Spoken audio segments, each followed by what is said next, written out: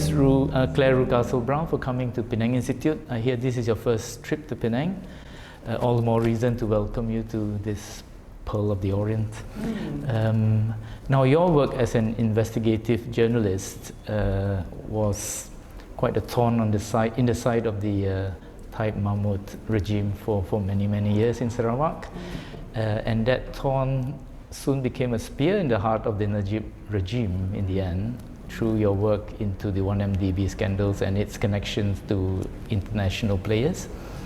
And during that period, you were practically a persona non grata in Malaysia, but this is Malaysia Baru, the new Malaysia, and you're very, very welcome in Malaysia now, and to Penang especially. And thank you for wanting to do this chat with us at Penang Institute. Now, the question I would like to put to you, and you can answer it in any way you like, is about federalism. And given what you now know about the weaknesses in the present Malaysian federal structure, especially where Sarawak is concerned, how should, in your view, how should Malaysian federalism evolve if we are to avoid the rampant corruption and the excessive centralisation of power that we had witnessed over the last few decades? Yes, well, I think I'm really only qualified perhaps to talk about my experience with the Sarawak situation as a state versus the federal authorities. But I suspect that it is representative and a sort of test issue, as it were. I, for example, am not allowed into Sarawak still, even though we have obviously a new Malaysia and a new federal government. So that gives you a sense of the ways that the autonomy can work. And I suspect that a lot of what could be perceived as going wrong with the federal structure is probably as much as anything to do with will. I mean, the abuse of the autonomous status, I think, has been a thorn in the side for many opposition politicians, for example, and civil rights activists who have wanted to come and visit Sarawak. And those sorts of things are really unacceptable. And it shows a very unusual level of autonomy within a country. Because normally those sorts of bans are not extended for political reasons. They're extended for sort of legal reasons. For a state to be able to act rogue like that is unusual and interesting and needs to be addressed. What you now have, of course, not just in Sarawak, but in some other states, obviously, and there's nothing wrong with that, you have a state government that is representing one of the parties, one of the key power groupings, as opposed to the federal government. But yet still that state does, at the moment, appear to have a great deal of autonomy. Now, what I think has happened, certainly in Sarawak, is that there has been a deliberate deal done that is not necessarily to do with the constitution or agreed arrangements in theory. It's to do with a pragmatic deal that was arrived at. And that's because Sarawak is obviously a highly resourced state, one that really West Malaysia found itself united with at a period of independence.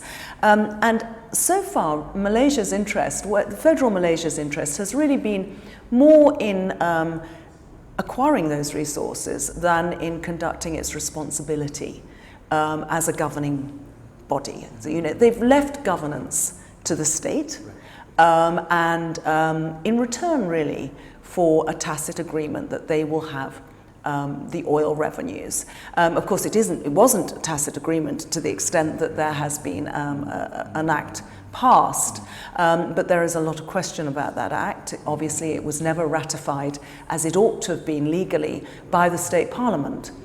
So what you're seeing is a deal done by those who were the executive heads of Sarawak with the federal government. And that put that small clique of people who had really bypassed their own representative body to come to this deal with the federal government, it put them in a very strong position, because above all, the federal government wants to retain that flow of oil that is highly contentious. And as you know, before the last election, when the governor Taib Mahmood, who actually was one of the key people who drove through that agreement between the federal and state government, he saw his moment with Najib's weakness to drive through a new arrangement. Which was the Petros arrangement, which meant that going forward, Sarawak was going to flex its muscles even further and actually demand that future oil revenues went back to Sarawak. And actually there's a bit of a mystery now, isn't there, as to, it seems that this deal is now no longer being proceeded with. The issues of there was going to be a court, examination of that Petroleum Act of 74. That seems to be on hold now. One gets the feeling that there's a political deal underway that has been cemented, as we have seen, by a lot of public handshaking. Part of the quid pro quo, I think, was that the Sarawak parties actually provided quite a number of parliamentary seats to the old coalition at the centre, which made them one of the states that they could always count on to give them that support. Well, it made Sarawak, in a way, the tail that wagged the dog, because it gave enormous personal power to the Chief Minister and then Governor of Sarawak, because he had in his hand so many seats, and he was offering this valuable oil. And in return, his side of the deal was that he wanted total control, total leeway to run Sarawak as he wanted. And the federal government has not intervened. And for the people of Sarawak, they needed proper intervention by federal government. Do you think there will be great changes now when there's a new coalition at the centre? Well, I think that's, going back to your original concept, is the balance right? Or at least is it being implemented properly between federal and state government? Because I think what you're seeing is this cabal that runs Sarawak settling into doing a deal again with the federal government, which actually still wants the same out of East Malaysia, which is support in the Houses of Parliament for its legislative programs and the resource of oil. Okay, so it sounds like to me that you think that the people who can rein in the Sarawak government somewhat is actually the central government, and that central government, the old one, had not done that because of this deal that they probably had. And the chances are that the new government will also come to some sort of deal with them. The temptation will definitely be there. Yeah. And it appears to be what's happening. For the political support at the centre, yeah. But going back to the question of federalism, now when the federal government actually fell, we actually have to give some credit to the fact that because we had two levels of government, the state government and the federal government, and over the last 3 elections, we had certain states that could actually stay out of the control of the federal government and became sort of bases for opposition strategies to be worked out, and which over three elections finally succeeded. And so May 9th this year, we actually saw the central government falling. That's what leads me to the question about federalism itself, whether the way you see it and the way you have studied Sarawak, whether it is time for a devolution in the federalism of Malaysia at all. But given what you fear for Sarawak, a devolution is not the answer for Sarawak. Yeah. I'm not entirely sure, but the balance is wrong.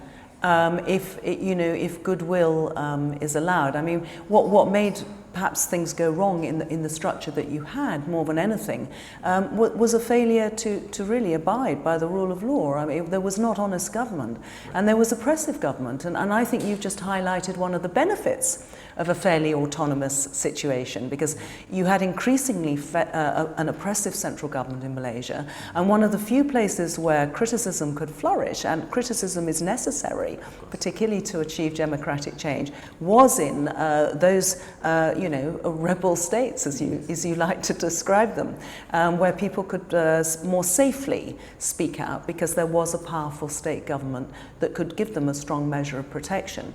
So I think that's a plus that we have to be aware of before we start trying to and the minus could be powers. that certain states might need to be reined in by the centre, and the centre is far too willing to go for a quid pro quo negotiation. Well, there's no question as to who is in charge of law and order, who's in charge of the police and the prosecution services in Malaysia. It's a federal role, and I think where you're seeing things go wrong is when the federal government fails to keep control of, for example, corruption in certain state governments for its own purposes, as I've described. It does control the judiciary after all. Absolutely. I mean, where crime is taking place at a state level, a blind eye should not be turned for political reasons.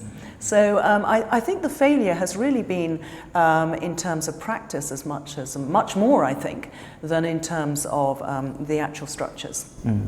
Let's hope things turn for the better, even in the case of controlling corruption in Sarawak and other states. Well, I come from the fourth estate, the press, yes. And I will be, obviously, with other journalists, batting away to make sure that both the states and federal government do their bit correctly. We hope you continue doing that, so we wish you the best of luck. Thank you very much. Thank you again.